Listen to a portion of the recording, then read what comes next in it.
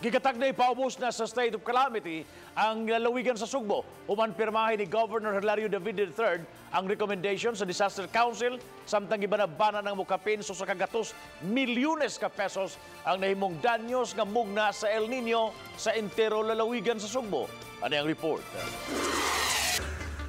Gitukan sa Pangulo sa PDRRMO, Baltasar Tribunalo nga padayong may grabe ang epekto sa El Nino sa probinsya sa Sugbo.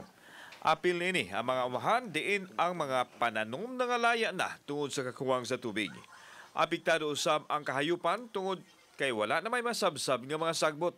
Para maka-declare og state of calamity, dili lang ang state of preparedness, kundi ang state of calamity gyud para makagamita og igo-igo nga pondo og paspas ang pagresponde sa atong mga kaigsuonan gikan sa kabukiran nga rispatag hangtod sa atong mga igsoon sa kabaybayonan og kadagatan. Samtang ang kadagatan giatake usab sa crown thorns o dapag ug nakamugna og problema karon sa mga mananagat.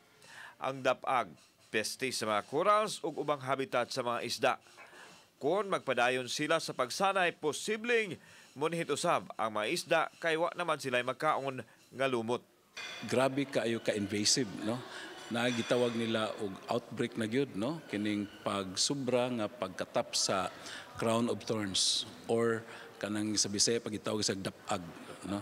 O mao ni siya ang mo kaon sa ato ang mga corals, no, nga naa sa ato ang mga takot, no. Sa banabana sa PDRRMO, mukapin sa usa ka gatos ka milyon ka pesos ang danyos nga Mugna sa El Nino. Hinoon pa dayon nilang gisusi ang kalungsuran nga grabing naapektuhan sa kalamidad. Subay nini girekomendar na sa Disaster Council ang pagpaubos sa Lalawigan sa state of calamity.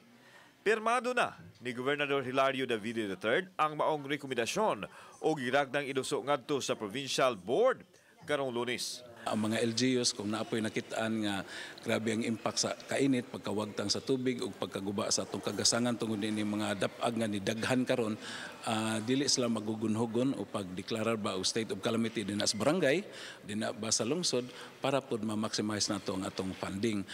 Ang PDRRMO aduna pa 59 milyones ka pesos sa ilang Quick Response Fund nga mao'y kuhaan sa pagpamalit sa gikinahanglan alang sa El Nino Mitigation Program. Gipasabot sa PDRRMO nga ang pagdeklarar sa state of calamity usa ka pagpangandam sa posibleng dugang kadaot nga imugna sa natural disaster sama sa El Nino. Kauban si John Solon, ako si Alan Domingo. Balitang Bisdak.